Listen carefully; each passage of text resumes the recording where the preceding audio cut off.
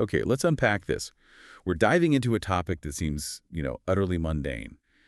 But it's arguably the single most important social script in the English language. We're talking about the weather. Right, and we're not here to analyze isobaric charts or track cold fronts. No, not at all. Yeah. We're here to understand the social secret weapon that's hiding inside that one question, how's the weather today? Exactly. For you, the learner, this isn't just filler language. It's the foundational handshake of, well, almost every interaction, whether you're at a conference, waiting for a coffee, or just starting a meeting. And the sources you shared with us, they really help turn this simple topic into a powerful tool for connection and, I think, fluent natural communication. That's the goal. Our mission today is custom tailored for you. We're going to transform this really low-stakes subject into high-impact dialogue. We want you to move past just saying, it is sunny, and actually start building rapport. Right.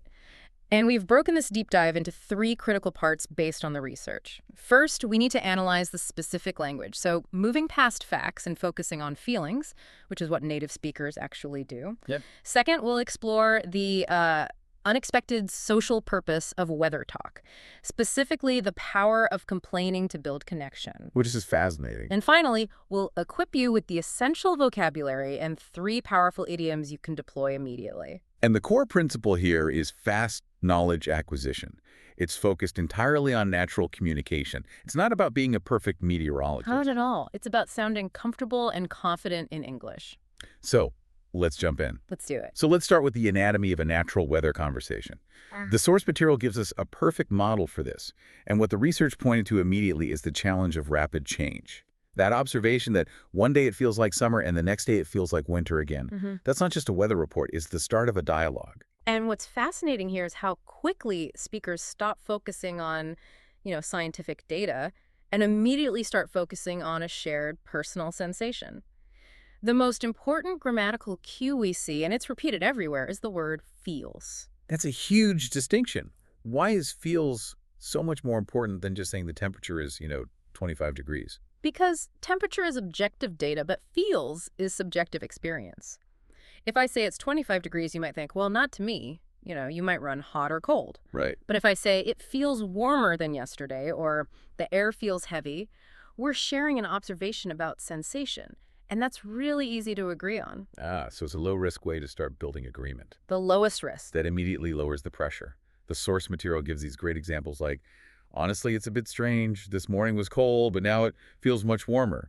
It's totally subjective, but it's completely relatable. Absolutely. And think about describing moisture in the air. I mean, instead of struggling with a technical term like humidity, you just say, it's really muggy today. Exactly. Or I feel sticky.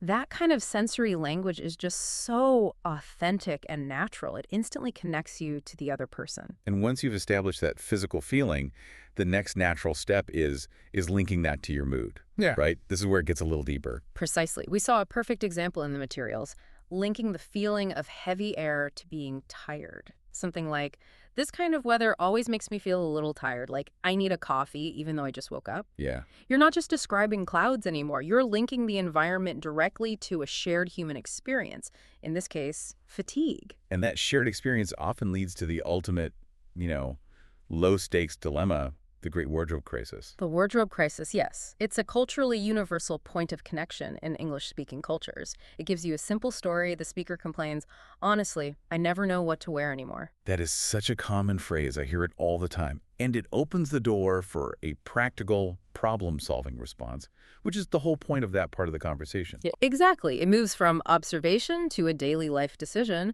and the simple, common solution is shared.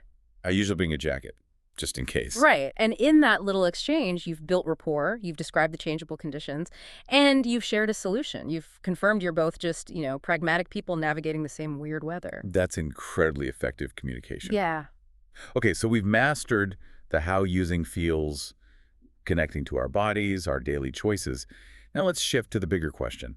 Why do we talk about the weather so much? What's the hidden social engine here? This is where it gets really interesting. This is the deep dive into social behavior. The sources emphasize that talking about the weather, and especially complaining about it, is very common and completely normal in English. It is a safe, neutral topic that's pretty much designed for building rapport. A safe complaint. That's an important distinction. Can you elaborate on that? Why is complaining about the rain safe, but complaining about, say, traffic or the government? And maybe not? That's a great question. Weather is an external shared enemy. It's impartial. It affects everyone. And crucially, no one is responsible for it. Oh, okay. I mean, if you complain about traffic, that might imply something about you. Maybe you live too far away or chose the wrong route. Complaining about the weather has none of that baggage. It's just pure universal commiseration.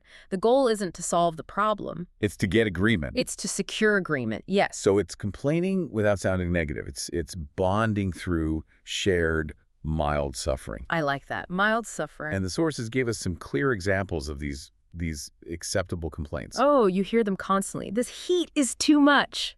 Or the perennial favorite, I'm tired of this rain. And my personal favorite, the weather has been really strange lately. Yes, that one allows for maximum shared confusion. It's brilliant. But the magic, like you said, isn't in the statement itself. It's in the response. Ugh. If the goal is getting agreement, you, the listener, need the tools to signal that solidarity.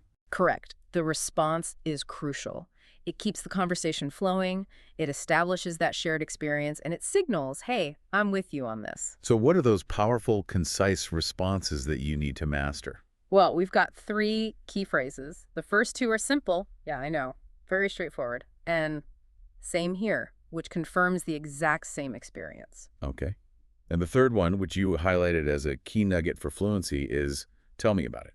Tell me about it is a masterpiece of efficiency. It means I understand completely, I've had the exact same experience, and you don't even need to explain further. Using that instantly elevates your conversational English. It transforms a statement into mutual recognition. Hold on. Is tell me about it maybe a bit too advanced or too informal for a learner to use right away, especially at work? Should you stick to same here first? That's a fair point to raise, Yeah. but the sources suggest it's highly flexible. I mean, same here is always safe, but tell me about it is less about formality and more about matching emotional intensity. If someone complains about the heat with, real frustration, responding with tell me about it lets you instantly match their emotional level. It creates deep rapport very quickly. So it's a tool for emotional alignment. Exactly. You can use it at work for sure. You just need to feel comfortable connecting with that emotion. If you master those 3 phrases, you can handle almost any weather complaint and really deepen the connection. That makes perfect sense. Quick rapport building.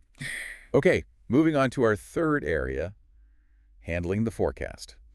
In reality, we often don't know exactly what's going to happen. So how do we talk about uncertain predictions naturally? This is where we introduce the concept of using soft language. Or you could call it linguistic cushioning. You don't need to be an accurate meteorologist.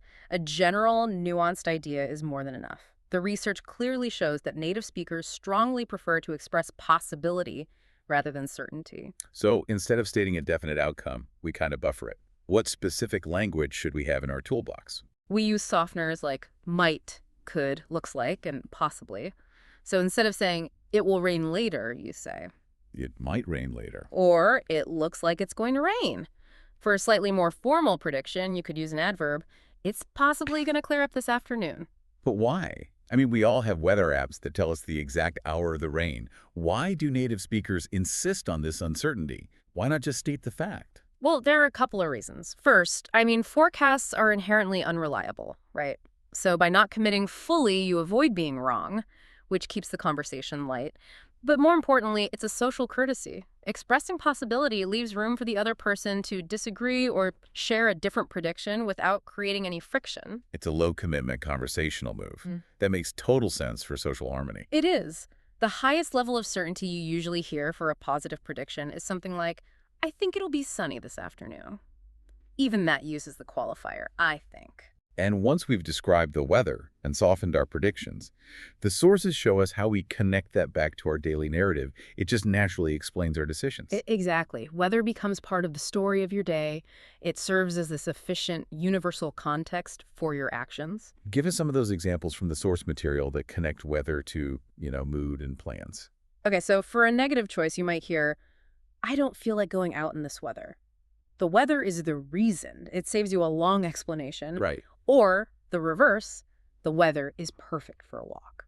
That explains enthusiasm, a proactive choice. And I really liked the example of using the simple past tense. I stayed home because it was raining. The weather just functions as the reason for what you did or didn't do. It allows you to quickly build a small narrative around your day. It's incredibly efficient communication. And using these simple causal links instantly makes your English sound more natural and connected to reality. Okay, let's finish strong with a few essential idioms.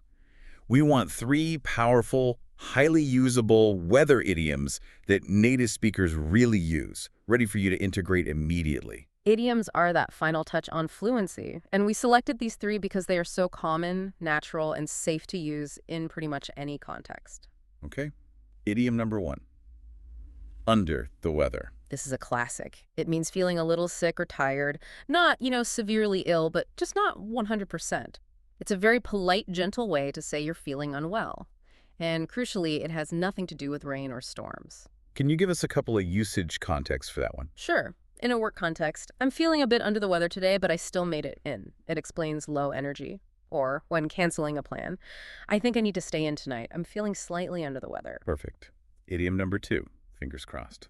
This is a vital phrase. It refers to the physical gesture of hoping something will happen, and we've just turned it into words. It communicates hope for a positive outcome. And how does that tie back into the soft language we were just talking about? It works perfectly. You can say, it's supposed to be sunny tomorrow, which is soft language, and then you add, fingers crossed. You've layered both possibility and hope into one statement. I love that. Or for a personal wish. I hope the rain stops before the concert, fingers crossed. And that phrase gives immediate personality to a simple wish. Eh. And finally, number three, come rain or shine. This one conveys absolute commitment, consistency. It means something will happen regardless of the conditions or any obstacles. It really emphasizes dependability. So it highlights resolve. Where would this one shine? The first is in describing a habit. I go for a walk every day, come rain or shine. It shows dedication. The second is professional. We will meet the deadline, come rain or shine. It guarantees commitment. Wow, that phrase instantly adds a layer of professionalism to your statement. These three idioms are fantastic. They'll immediately make your conversation sound more native. They're highly usable. They'll definitely help you shift from just accurate description to authentic conversation. So what does this all mean for you, the learner? We started with a simple question. How's the weather today? And we've broken down the entire social script. The overall summary is this. Talking about the weather is truly one of the easiest, lowest risk ways to start speaking English comfortably. You don't need big words or perfect meteorological knowledge. You just need simple, expressive language focusing on how things feel and how they affect your shared daily life.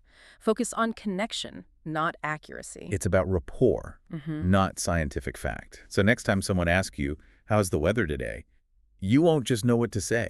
You'll know exactly how to respond to keep the conversation flowing and build a really strong connection. And here's a final provocative thought for you to consider. If we connect this back to the bigger picture of communication, think about the immense social work being done by those tiny agreement phrases.